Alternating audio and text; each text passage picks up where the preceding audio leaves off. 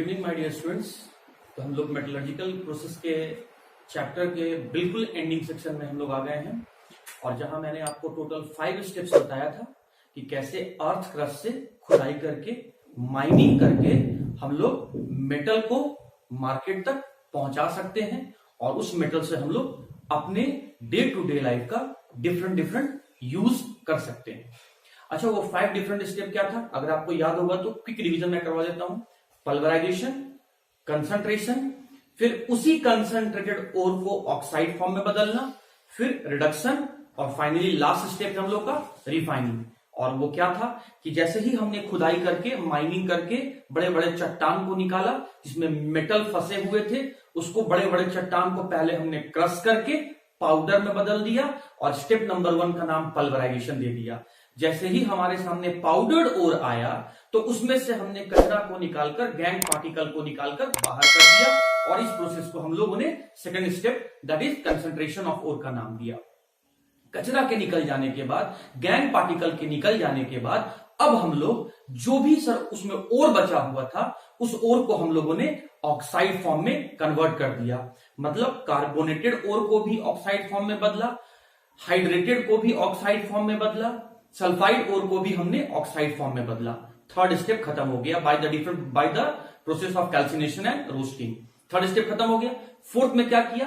जो हमने oxide form में बदलकर मेटल ऑक्साइड बनाया था उसमें से हमने ऑक्सीजन को रिमूव कर दिया, ऑक्साइड को रिमूव कर दिया। तो मेटल ऑक्साइड में से ऑक्साइड चला गया तो क्या बचा? मेटल बचा। तो इस तरीके से हमने इस स्टेप का नाम step number 4 reduction of metal हमने कहा। और जब हमारे पास 5th स्टेप में अब मेटल बचा हुआ है तो उस मेटल को हम लोग क्या करने जा रहे हैं?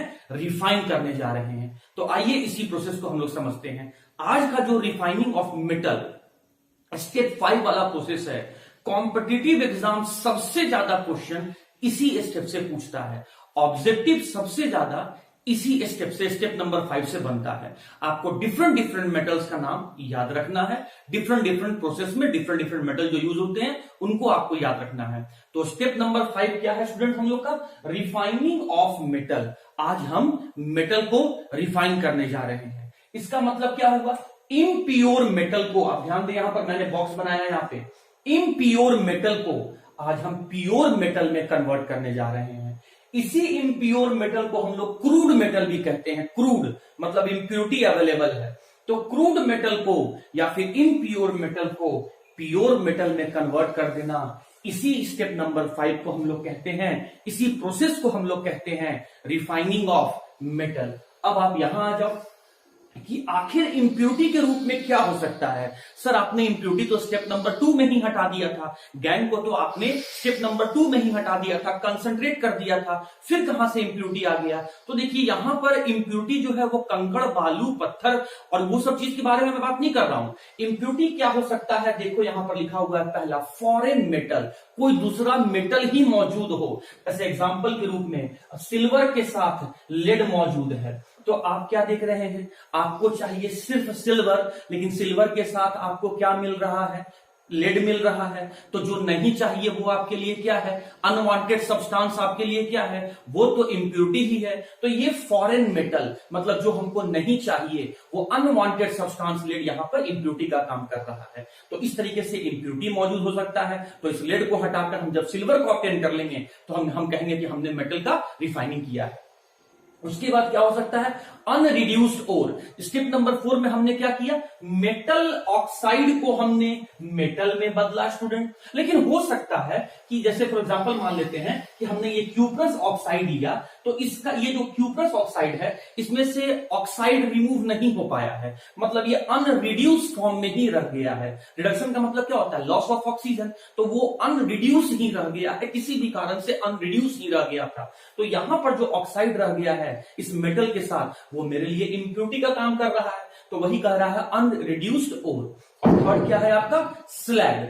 हो सकता है कि स्टेप नंबर 2 में जब हम ओर को कंसंट्रेट कर रहे थे, मतलब उसमें फ्लक्स को डालकर और गैंग को रिमूव कर रहे थे, तो वो फ्लक्स और गैंग आपस में कंबाइन करके स्लैग बना लिया होगा, और वो स्लैग जो है वो डिपोजिट होकर रह गया होगा या मेटल के साथ मिक्स होकर रह गया होगा। तो स्लैग रह जाए, अनरिड्यूस्ड ओर रह जाए, मतलब मेटल जो है वो मेटल ऑक्साइड के फॉर्म में ही रह जाए, या किसी मेटल के साथ कोई दूसरा मेटल रह जाए, तो अगर फॉरेन मेटल है, अगर अनरिड्यूस्ड ओर है, अगर स्लैग अभी भी मौजूद है, तो हम कहेंगे कि मेरे पास जो मेटल आया है वो इम्प्योर मेटल है और वो क्रूड मेटल है। उस इम्प्योर मेटल को प्योर मेटल में कन्वर्ट करने का प्रोसेस का नाम दिया गया है रिफाइनिंग ऑफ मेटल। और ये डिफरेंट डिफरेंट प्रोसेस से किया जा सकता है। Liquation, distillation, zone refining, electro refining, Mond's process, van Arkel process, क्यूपलेशन,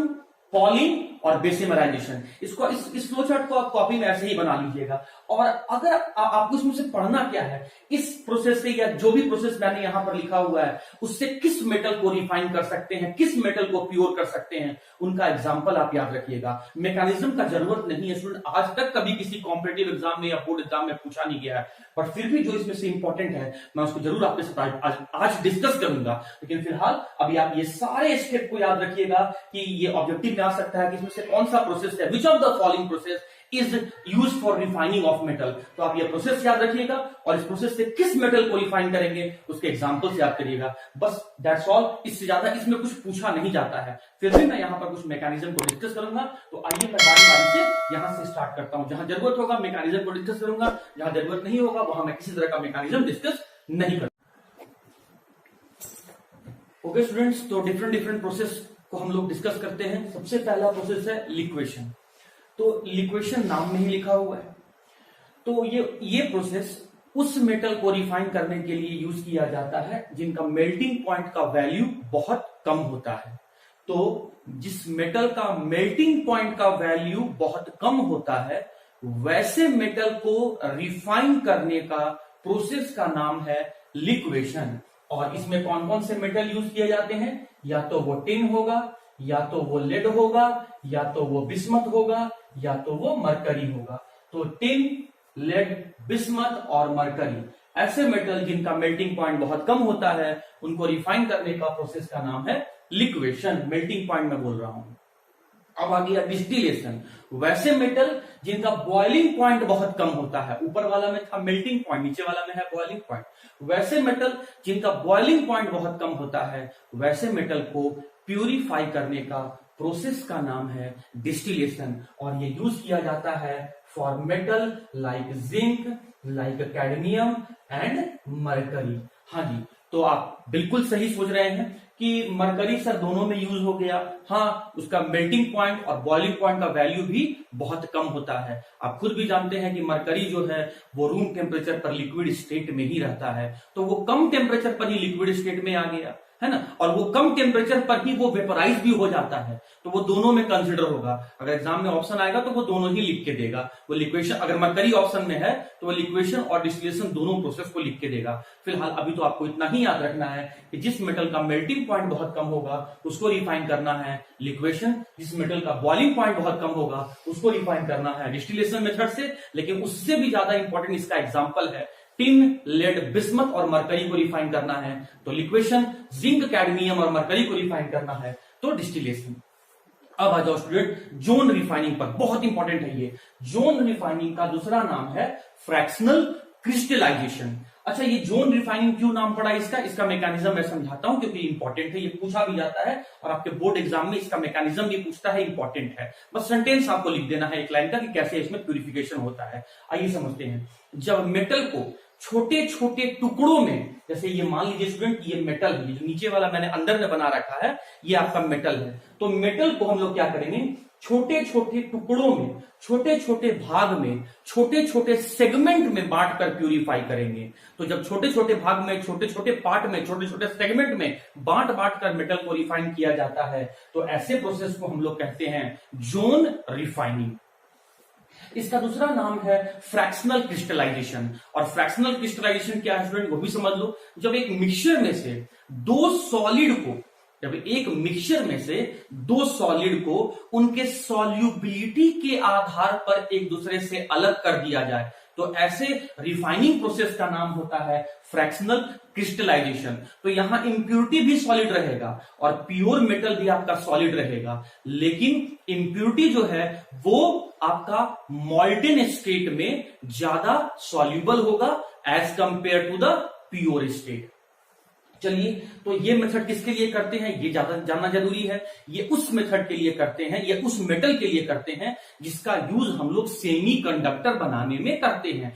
जब हमें मेटल बहुत ही प्योर फॉर्म में चाहिए तब हम जोन रिफाइनिंग करते हैं या फ्रैक्शनल क्रिस्टलाइजेशन करते हैं। मतलब ये प्रोसेस हम तब करेंगे जब बहुत ही मेटल प्योर चाहिए या सेमीकंडक्टर बनाने वाले मेटल के लिए किया जाता है। लाइक गैलियम, जर्मेनियम, दोनों एग्जांपल बिल्कुल याद रखिएगा। जब गैलियम और जर्मेनियम नाम के मेटल को रिफाइन करना होगा तो हम लोग जोन रिफाइनिंग करेंगे। छोटे छोटे टुकड़ों में बांटकर रिफाइन किया जाता है, जोन रिफाइनिंग किया। जब दो सॉलिड को उनके सॉल्युबिलिटी के आधार पर एक दूसरे से अलग कर दिया जाता है तो वैसे रिफाइनिंग प्रोसेस को ही हम लोग कहते हैं फ्रैक्शनल क्रिस्टलाइजेशन। और ये इस सिद्धांत पे, ये इस प्रिंसिपल पर काम करता है कि देखो मैंने क्या लिखा है, impurities are more soluble in molten form than in solid state. Solid state से बोलने के बजाय आप यहां पर लिख दो प्योर स्टेट। कहने का मतलब है जब मेटल मॉल्टेन फॉर्म में रहेगा और प्योर स्टेट में रहेगा तो इंप्यूरिटी जो है वो मॉल्टेन फॉर्म में ज्यादा सॉल्युबल होगा as compare to the pure form. तो अब आइए इस डायग्राम को मैं समझाता हूं। स्टूडेंट देखो, ये मैंने क्या किया है, एक मेटल का टुकड़ा लिया है जिस मेटल को आपको रिफाइन करना है। मतलब गैलियम या जर्मेनियम में से मैंने कोई एक मेटल यहां पर ले रखा है और यहां पर आप देख सकते हैं इसको मैंने कवर किया हुआ है। तो इसके ऊपर मैंने हीटर लगा के रखा हुआ है। ये उसका हीटर का व्हील है और ये इस हीटर का कॉइल है। ये जो आपको बाहर दिख रहा है स्टूडेंट, ये हीटर का आपका कॉइल है और ये जो है उस पर व्हील लगा हुआ है ताकि हम हीटर को आगे स्लाइड करवा सके, मूव करवा सके। और स्लाइडिंग का मेरा डायरेक्शन होगा लेफ्ट टू राइट और फिर फर्दर राइट टू लेफ्ट। अब देखो इस पर कैसे काम करता है, थोड़ा ध्यान से सुनना। मैंने क्या किया, पहले इतना मेटल को लिया, बाकी को मैंने छोड़ दिया। मैंने सिर्फ एक छोटा सा सेगमेंट मेटल का लिया और मैं यहां पर हीटर को लगाया। नीचे वाले को मत देखो, आप ऊपर वाले को सिर्फ देखो। मैंने यहां पर हीटर को यहां पर लगाया, इसके साथ हीटर को इनपुट किया। अब धीरे धीरे इस मेटल का टेम्परेचर हीट होते जाएगा, वो सॉलिड से आपका मॉल्टेन फॉर्म में कन्वर्ट होने लगेगा। बिल्कुल मेल्ट मत कर देना, मेल्ट होने से पहले उसको रोक देना है। तो जैसे ही ये मॉल्टेन फॉर्म में पहुंचा, सेमी सॉलिड फॉर्म में पहुंचा, मैंने हीटर को आगे स्लाइड करवा दिया, हीटर को मैंने आगे मूव करवा दिया। तो अब जब हीटर आगे मूव हो गया तो अब हीटर इस वाले पोर्शन पर आ गया। तो अब यहां वाला जो जिस पोर्शन पर आपने हीटर लगाया अब वो उसका टेम्परेचर हाई हो गया और जहां से आपने हीटर को हटा दिया उस पोर्शन पर टेम्परेचर धीरे धीरे कम होने लगा। तो ये आपका होगा क्या कि जहां पर आपने हीटर अब लाके सरका के मूव करवा के पहुंचा दिया है वो अब धीरे धीरे हीट हो, उस पोर्शन को धीरे धीरे हीट मिलने लगेगा, वहां का टेम्परेचर बढ़ने लगेगा और वो सॉलिड से पिघलते पिघलते सेमी सॉलिड फॉर्म में आ जाएगा।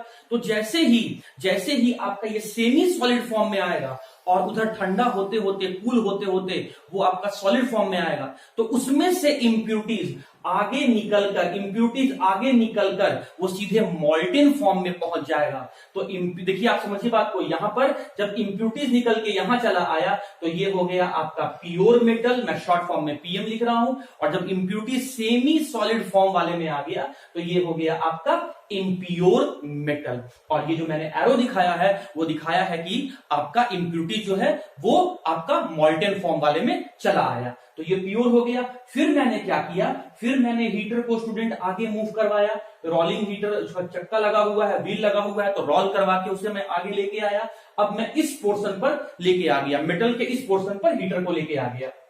धीरे धीरे इसका टेम्परेचर हाई होते जाएगा और जहां से आपने हीटर हटाया है वो धीरे धीरे कूल होने लगेगा और ठंडा होने के कारण से वो वापस सेमी सॉलिड से सॉलिड फॉर्म में बदलने लगेगा। लेकिन जहां आपने हीटर लगा दिया है वहां का टेम्परेचर बढ़ने लगेगा और वो सॉलिड से सेमी सॉलिड में आने लगेगा। तो फिर सॉलिड वाला फॉर्म से सेमी सॉलिड वाला फॉर्म में फिर इंप्यूरिटीज निकल के आगे चला आएगा। तो अब बैक वाला जो पीछे का पोर्शन है वो प्योर हो गया और इंप्यूरिटीज आगे बढ़ जाने के कारण से अब ये वाला पोर्शन आपका इम्प्योर मेटल हो गया।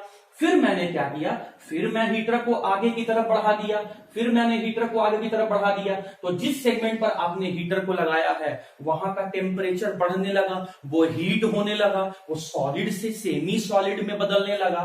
लेकिन जो पीछे वाला जहां से आपने हीटर को हटाया है वहां वो कूल होना शुरू हो गया, वो सेमी सॉलिड से सॉलिड फॉर्म में बदलने लगा। तो वहां से इंप्यूरिटीज आगे निकल कर चला आएगा, मॉल्टेन फॉर्म में चला आएगा। तो यहां से इंप्यूरिटीज निकल के यहां चला आया, तो पीछे वाले से जब इंप्यूरिटी हट गया तो ये प्योर हो गया, और फिर ये आपका आगे वाला जहां पर इंप्यूरिटीज आ गया है वो इम्प्योर मेटल हो गया। अब स्टूडेंट फिर हम यहां पर क्या करेंगे, हीटर को आगे की तरफ मूव करा देंगे। तो जैसे ही हीटर इस पोर्शन पर आएगा यहां का टेम्परेचर बढ़ने लगेगा, ये सॉलिड फॉर्म से सेमी सॉलिड फॉर्म में कन्वर्ट होने लगेगा। लेकिन जहां से आपने हीटर हटा दिया है वो ठंडा होने लगेगा, वो सेमी सॉलिड से मॉल्टेन फॉर्म से वो आपका सॉलिड फॉर्म में कन्वर्ट होने लगेगा। तो फिर क्या होगा, जैसे ही ये सेमी सॉलिड में बदलने लगेगा, इंप्यूरिटीज यहां से निकलकर यहां चला आएगा, पीछे वाले से इंप्यूरिटीज हट गया तो वो प्योर हो गया, आगे वाले पर इंप्यूरिटीज आ गया तो वो आपका इम्प्योर मेटल हो गया, इम्प्योर मेटल हो गया। फिर क्या करेंगे, अगर मान लो फिर हम लोग क्या किए कि हीटर को बिल्कुल उसके स्लाइड वाले पोर्शन पर, किनारे वाले पोर्शन पर लेके आ गए, फिर वही बात होगा, इंप्यूरिटीज आगे चला आएगा तो पीछे वाला प्योर हो गया और बैक वाला जो आगे वाला जो है वो इम्प्योर हो गया। या तो इस टुकड़े को यहीं से काट के हटा दो जहां से इंप्यूरिटीज पूरा पूरा हट जाएगा, या फिर इसी प्रोसेस को पीछे की तरफ परफॉर्म करो, पीछे की तरफ परफॉर्म करो।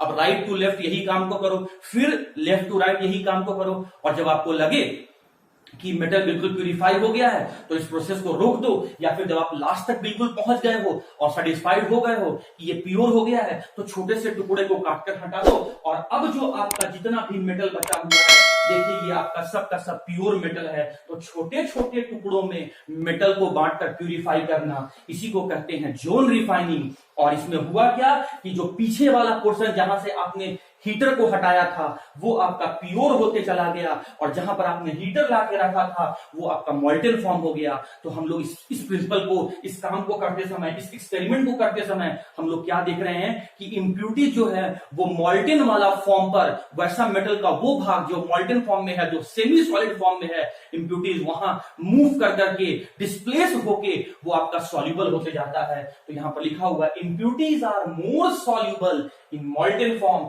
And in pure state. तो इस प्रिंसिपल पर जिस मेटल को हम लोग रिफाइन करेंगे उस प्रोसेस का नाम जोन रिफाइनिंग या फ्रैक्शनल क्रिस्टलाइजेशन देते हैं। मैकेनिज्म में बस आपको सिर्फ एक लाइन लिखना है स्टूडेंट, ये impurities are more soluble in molten form than in pure state. और सबसे ज्यादा जरूरी आपको याद रखना है कि ये उस मेटल के लिए करेंगे जिसका इस्तेमाल सेमी कंडक्टर बनाने में किया जाता है, that is gallium and germanium. ये 3 स्टेप आपको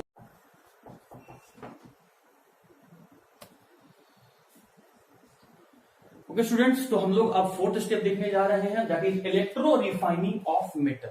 मतलब इलेक्ट्रो का मतलब है स्टूडेंट यहां पर कि इलेक्ट्रोलाइटिक सेल में ऑक्सीडेशन रिडक्शन करवाते हुए, इलेक्ट्रोलाइटिक सेल में इलेक्ट्रिक करंट की मदद से, इलेक्ट्रोलाइटिक सेल में इलेक्ट्रिक करंट की मदद से ऑक्सीडेशन रिडक्शन करवाते हुए जब हम मेटल को रिफाइन करेंगे तो उसे ही कहा जाएगा इलेक्ट्रो रिफाइनिंग ऑफ मेटल। लेकिन सबसे ज्यादा जरूरी है इसमें याद रखना कि ये किया जाता है कॉपर, सिल्वर, जिंक और निकल जैसे मेटल के लिए किया जाता है। और इसका भी मैकेनिज्म समझ लेते हैं। देखो ये आपका एक इलेक्ट्रोलाइटिक सेल है जिसमें 2 इलेक्ट्रोड लगा हुआ है, और इन दोनों इलेक्ट्रोड को वायर की मदद से बैटरी के टर्मिनल से जोड़ दिया गया है। ये देखिए ये बैटरी का पॉजिटिव टर्मिनल है, बैटरी डीसी करंट प्रोवाइड करेगा स्टूडेंट, तो ये बैटरी का पॉजिटिव टर्मिनल है, तो ये रॉड आपका पॉजिटिव इलेक्ट्रोड हो गया, और ये बैटरी का नेगेटिव टर्मिनल है, तो ये रॉड आपका नेगेटिव इलेक्ट्रोड हो गया। पॉजिटिव इलेक्ट्रोड का मैंने नाम एनोड दिया और नेगेटिव इलेक्ट्रोड का मैंने नाम कैथोड दिया।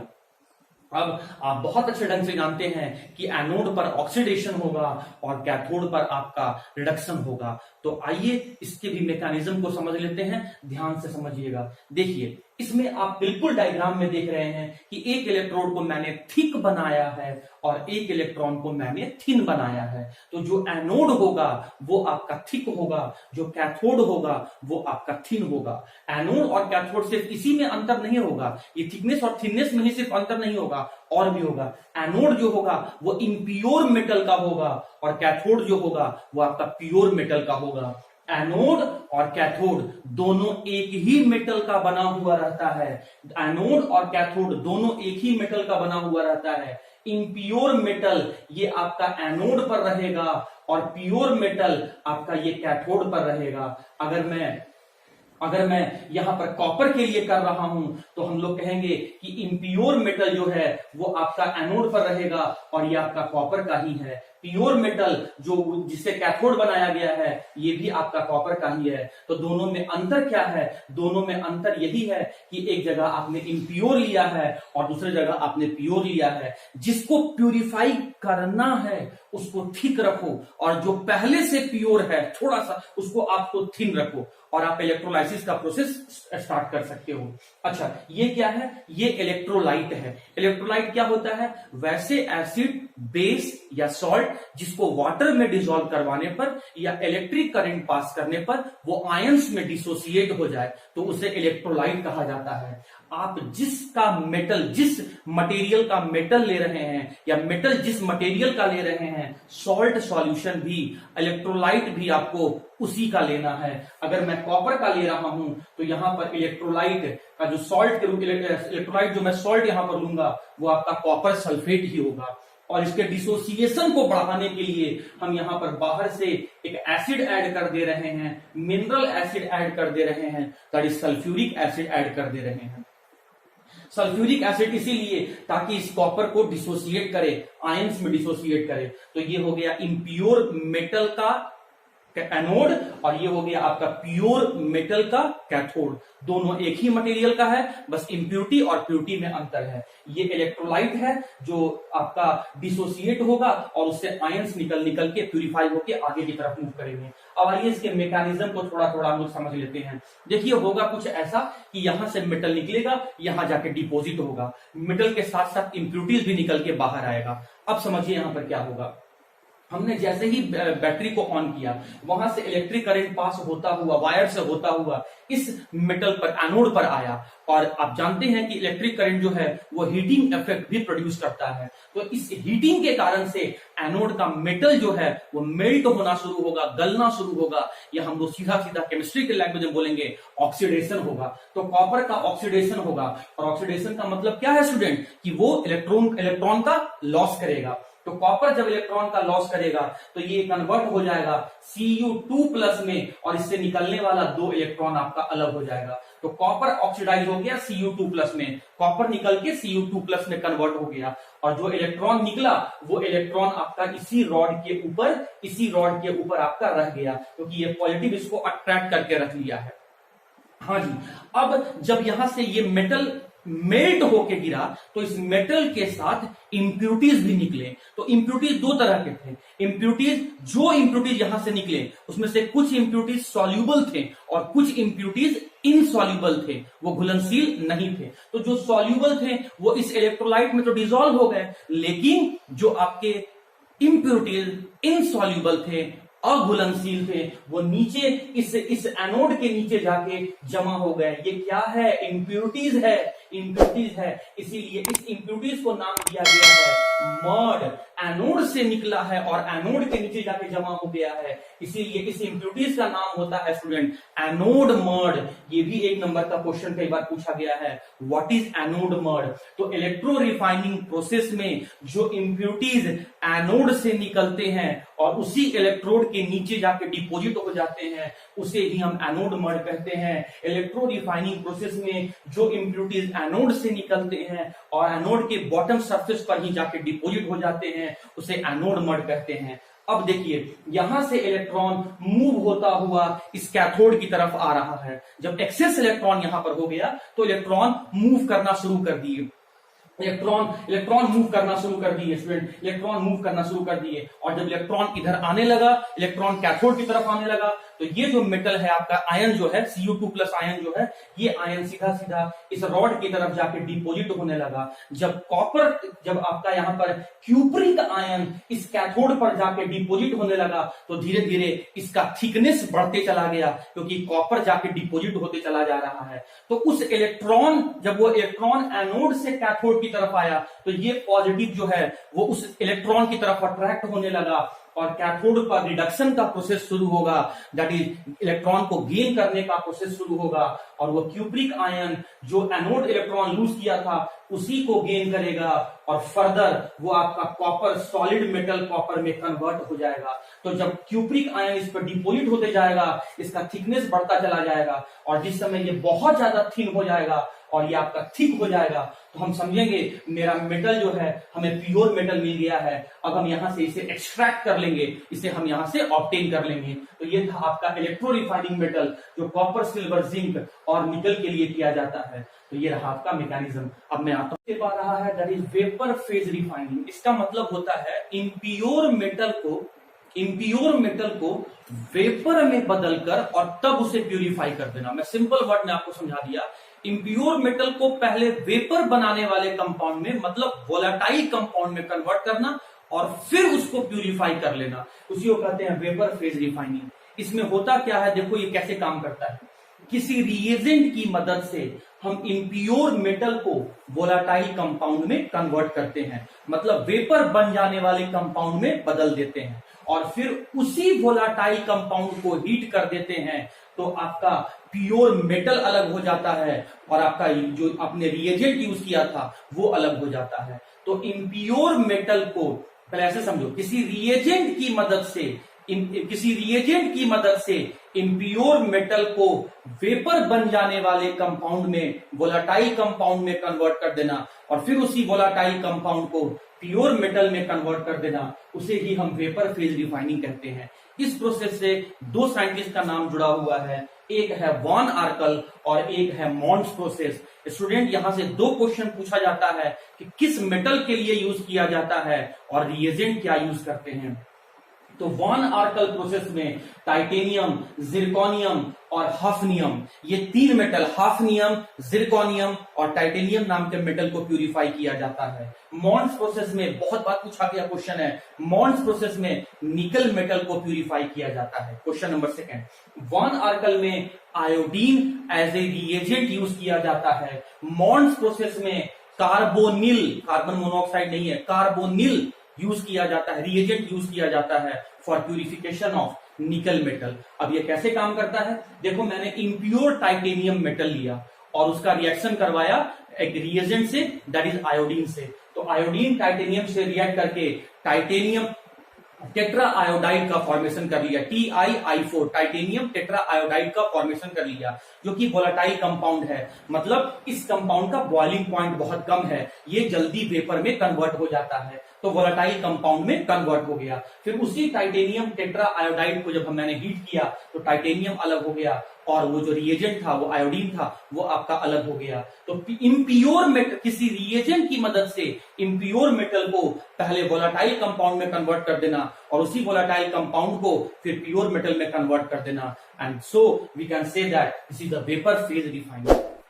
सेकंड देख लीजिए, मॉन्स प्रोसेस किसको प्यूरिफाई करने के लिए किया जाता है, निकल को। रिएजेंट क्या यूज करते हैं, कार्बोनिल। होता क्या है, शुरू में हम लोगों ने इम्प्योर निकल का मेटल लिया, रिएजेंट से रिएक्शन करवाया तो एक वोलेटाइल कंपाउंड बन गया। जब रिएक्शन हुआ तो मेन प्रोडक्ट के रूप में एक ऐसा कंपाउंड बना जिसका बॉइलिंग पॉइंट बहुत कम था, जो जल्दी वेपर में बदल जा रहा था, मतलब कम टेम्परेचर पर ही वो वेपर स्टेट में कन्वर्ट हो जा रहा था। तो ऐसे कंपाउंड को हम लोगों ने वोलेटाइल कंपाउंड बोला। क्या नाम है, टेट्रा कार्बोनिल निकल इसका नाम है। और फिर जब मैंने हीट किया तो वोलेटाइल नेचर होने के कारण से ये जल्दी वेपर में बदल गया, निकल हम लोग अलग हो गया, कार्बोनिल अलग हो गया। तो इम्प्योर, किसी रिएजेंट की मदद से इम्प्योर मेटल को पहले वोलेटाइल कंपाउंड में कन्वर्ट कर देना और उसी वोलेटाइल कंपाउंड्स को फिर प्योर मेटल में कन्वर्ट कर देना।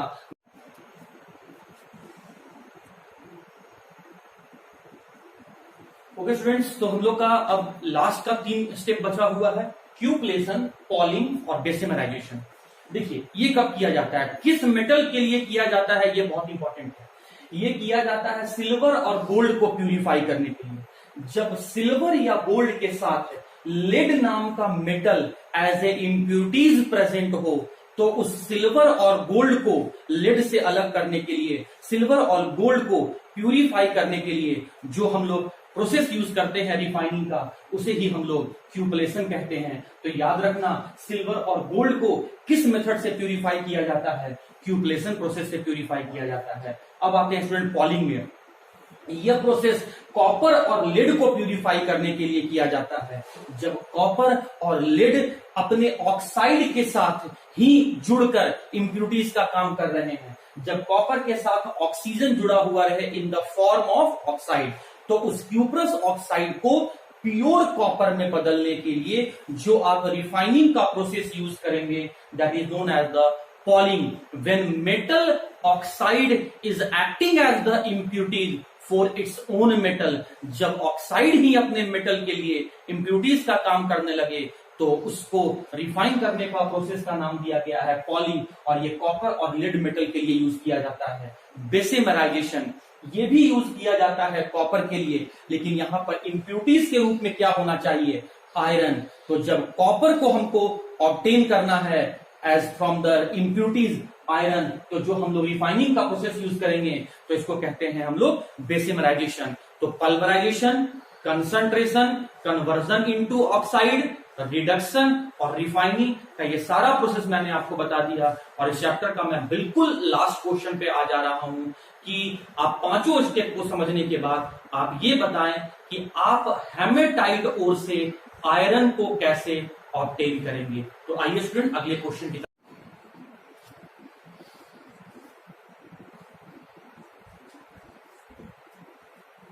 ओके स्टूडेंट्स, तो हम लोग का चैप्टर का लास्ट क्वेश्चन है और बहुत इंपॉर्टेंट क्वेश्चन आपके एग्जाम के लिए है कि Fe2O3 से आप Fe को कैसे ऑब्टेन कर सकते हैं। क्वेश्चन क्या है?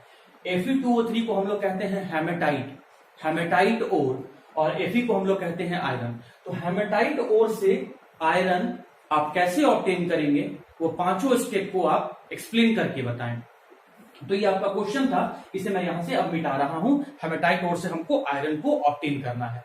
तो सबसे पहला वही काम करेंगे स्टूडेंट स्टेप नंबर 1 में कि माइनिंग करेंगे, खुदाई करेंगे और बड़े बड़े चट्टान को निकालेंगे और हम देखेंगे कि किसमें आयरन मेटल प्रेजेंट है। उस बड़े चट्टान को हम लोग क्रश कर देंगे और ग्रींड कर देंगे, क्रश करके उसको पीस देंगे, ग्राइंड कर देंगे। तो आपका इस प्रोसेस का स्टेप नंबर 1 का नाम था पल्वराइजेशन। फिर उसमें से हम लोग इम्प्यूरिटीज को बाहर निकाल देंगे, स्टेप नंबर 2 पूरा हो जाएगा, दैट इज कंसंट्रेशन पूरा हो जाएगा।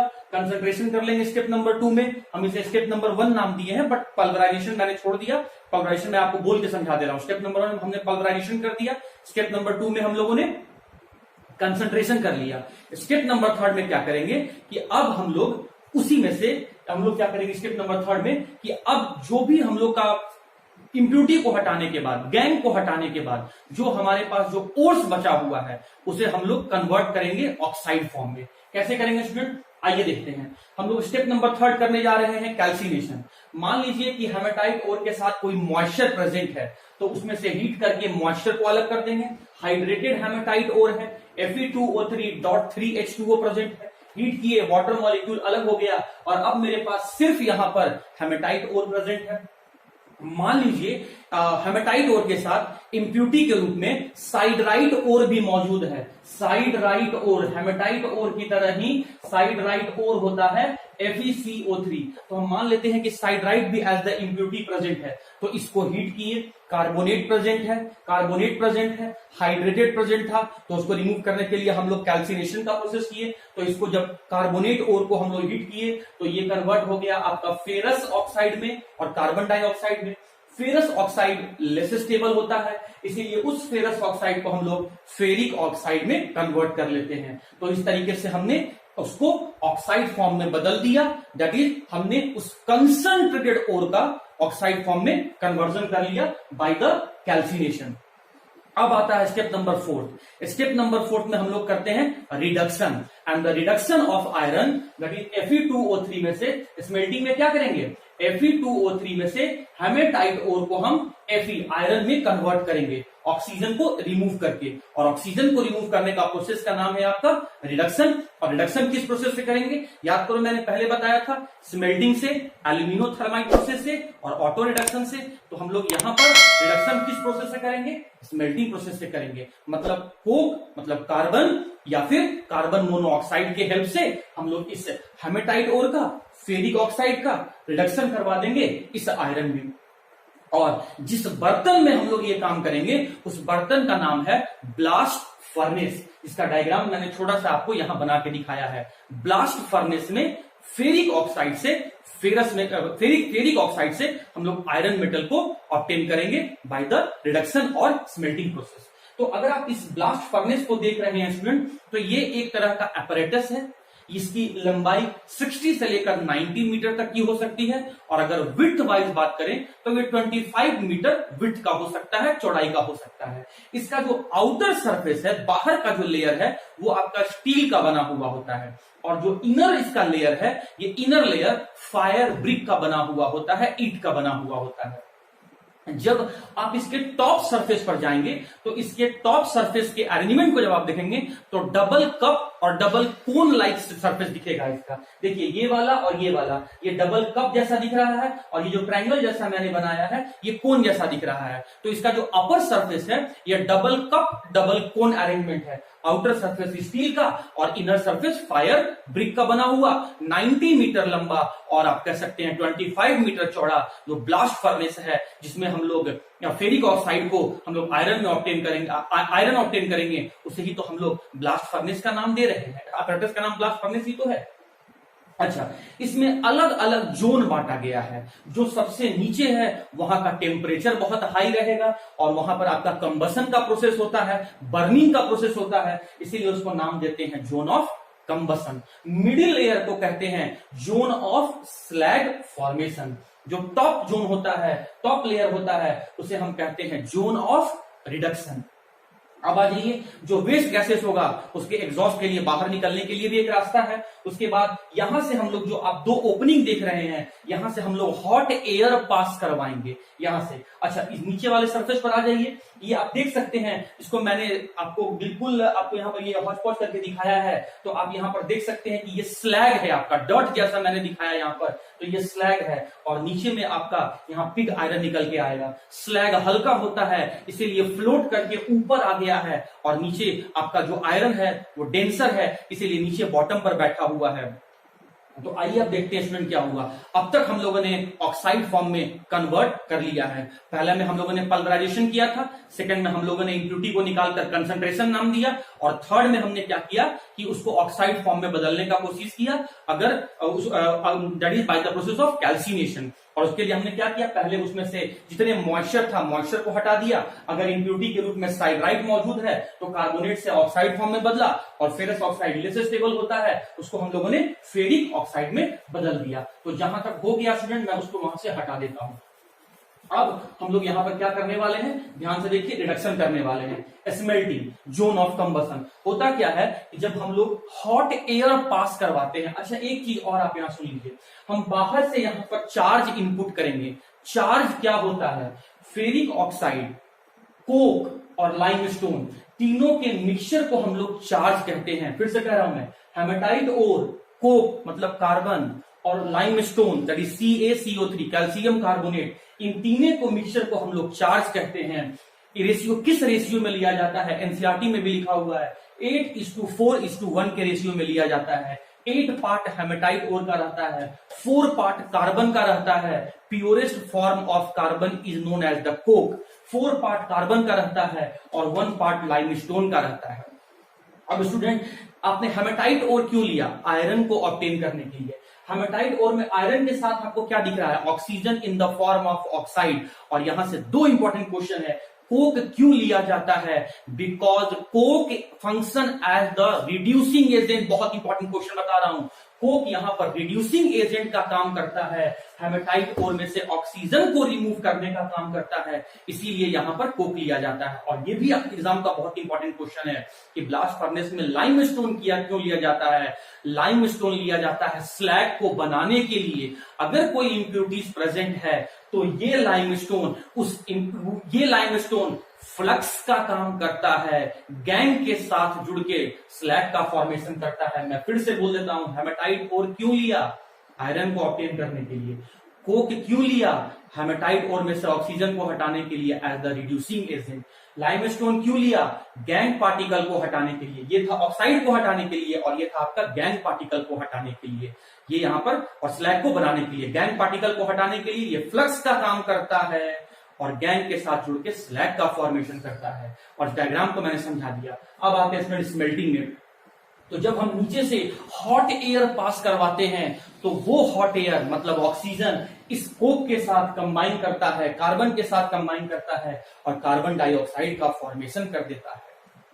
फिर आपने 4 पार्ट लिया है भाई कोक का, तो अभी आप ये कार्बन डाइऑक्साइड है, फिर इसके साथ आपका कार्बन रिएक्ट किया, कोक रिएक्ट किया और यहां पर ये कार्बन मोनोऑक्साइड की तरह कार्बन मोनोऑक्साइड में ये कन्वर्ट हो गया।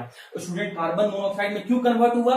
क्योंकि कार्बन डाइऑक्साइड से ज्यादा स्टेबल आपका कार्बन मोनोऑक्साइड होता है। कार्बन डाइऑक्साइड में अगर आपको स्ट्रक्चर पता होगा तो कार्बन ऑक्सीजन के बीच में डबल बॉन्ड है और कार्बन मोनोऑक्साइड का अगर आपको स्ट्रक्चर पता होगा तो कार्बन ऑक्सीजन के बीच में ट्रिपल बॉन्ड है। तो कार्बन डाइऑक्साइड से ज्यादा स्टेबल कार्बन मोनोऑक्साइड होता है। इसीलिए जब आप हॉट एयर पास करवाते हैं, ऑक्सीजन पास करवाते हैं, तो वो कोक पहले उसी ऑक्सीजन के साथ रिएक्ट करके कार्बन डाइऑक्साइड बनाता है और फिर कार्बन डाइऑक्साइड फर्दर बचे हुए कार्बन के साथ रिएक्ट करके, कोक के साथ रिएक्ट करके more stable oxide of the carbon, carbon monoxide का फॉर्मेशन कर लेता है। अब ऊपर चले दोस्त, कोक का काम हो गया, तो अब लाइमस्टोन क्या हुआ? पहले डिसोसिएट हुआ और यहां से कैल्शियम ऑक्साइड और कार्बन डाइऑक्साइड रिलीज कर दिया।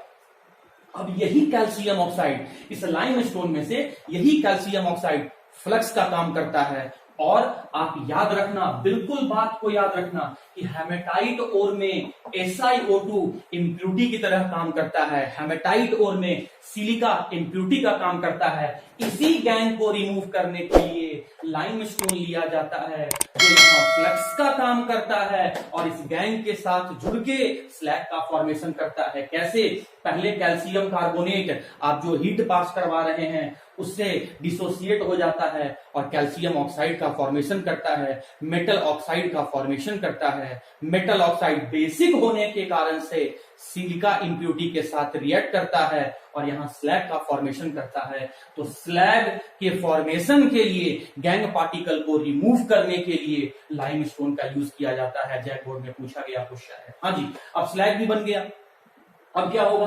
तो अब हम लोग क्या करेंगे फर्दर, यहां पर जो थर्ड जोन है आपका, यहां पर हम लोग इसको रिडक्शन करेंगे। तो यहां जो ऊपर में जो सबसे नीचे वाले में जो आपका कार्बन मोनोऑक्साइड बना था, वो कार्बन मोनोऑक्साइड रिड्यूसिंग एजेंट की तरह काम करता है। वो उसी जब इम्प्यूरिटी निकल गया तो उसी हेमेटाइट ओर के साथ कार्बन मोनोऑक्साइड रिएक्ट करता है और आपका Fe3O4 का फॉर्मेशन करता है।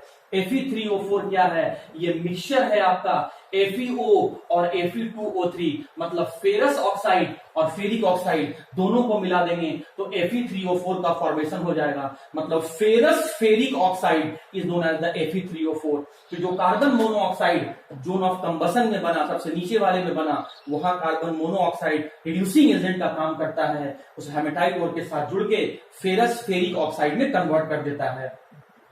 वो फेरस फेरिक ऑक्साइड फिर कार्बन मोनोऑक्साइड के साथ रिएक्ट करता है और फेरस ऑक्साइड में कन्वर्ट हो जाता है और वो फेरस ऑक्साइड फर्दर रिड्यूस हो जाता है कार्बन मोनोऑक्साइड के द्वारा और आयरन ऑब्टेन कर लिया जाता है। देखिए आप यहां से फेरस ऑक्साइड जो है ऑक्सीजन का लॉस किया और कौन करवाया? कार्बन मोनोऑक्साइड करवाया। तो कार्बन मोनोऑक्साइड क्या किया? उस फेरस ऑक्साइड में से ऑक्सीजन लिया, खुद CO2 में कन्वर्ट हो गया, खुद अपने आप को ऑक्सीडाइज कर लिया, लेकिन फेरस ऑक्साइड को आयरन में कन्वर्ट कर दिया, मतलब रिडक्शन इसका हो गया। तो इस तरीके से अब जो अब जो आपका स्लैग यहाँ बना हुआ था और जो आपका यहाँ पर जो आयरन बना हुआ था, यहाँ से बनने वाला कार्बन मोनोऑक्साइड तो रिड्यूसिंग एजेंट की तरह काम कर लिया, वो तो यूज अप हो गया, बना क्या आपका स्लैग और आपका यहाँ से आयरन। तो स्लैग हल्का होता है तो वो आयरन के सरफेस पर फ्लोट करना शुरू हुआ। यहाँ से आपका एक एग्जिट पॉइंट होता है जहां से हम लोग स्लैग को हाथ से हटा लिए या फिर उसको बाहर कर लिए, फ्लोट होकर बाहर चला आया, हाथ से तो नहीं हटाएंगे, उसको फ्लोट करके बाहर निकलवा लेंगे। और जो आपका पिग आयरन है, पिग आयरन इसलिए कहते हैं क्योंकि अब भी उसमें इम्प्यूरिटी बचा हुआ है, तो आयरन हम लोग यहाँ से ऑब्टेन कर लेते हैं। मैं फिर से एक बार जल्दी से बता देता हूँ स्टूडेंट। सबसे पहले हम लोग क्या करेंगे, मिनरल को ऑब्टेन करेंगे, क्रश करके ग्राइंड कर देंगे, स्टेप नंबर 1 हो गया। इम्प्यूरिटी हटा दिए मतलब कंसंट्रेशन कर दिए। थर्ड, जब हम लोग निकाले तो उसमें कुछ मॉइस्चर प्रेजेंट था या साइडराइट ओर के रूप में कुछ इम्प्यूरिटी प्रेजेंट था। साइडराइट ओर क्या होता है, जब आयरन के साथ कार्बोनेट जुड़ा हुआ है तो कार्बोनेट ओर को ऑक्साइड फॉर्म में कन्वर्ट करने के लिए कौन सा स्टेप यूज करते हैं, कैल्सिनेशन करते हैं। मॉइस्चर को हटाने के लिए कौन सा प्रोसेस यूज करते हैं, कैल्सिनेशन करते हैं। तो कैल्सिनेशन करवा के मॉइस्चर को हटा लिया, यूज से करेंगे, कार्बन के यूज से करेंगे, कार्बन के यूज से करेंगे, नाम क्या देंगे, स्मेल्टिंग नाम देंगे। अच्छा, किस बर्तन में करेंगे, ब्लास्ट फर्नेस में करेंगे। ब्लास्ट फर्नेस का लंबाई कितना होता है, 60 से 90 मीटर, चौड़ाई कितना होता है, 25 मीटर। उसका अपर अरेंजमेंट कैसा दिखता है, double cup and double cone arrangement. उस कप में क्या इनपुट करते हैं, चार्ज। चार्ज किसको कहते हैं, हेमेटाइट और कोक और लाइमस्टोन के मिक्सचर को। हेमेटाइट और क्यों लिया, आयरन को ऑब्टेन करने के लिए।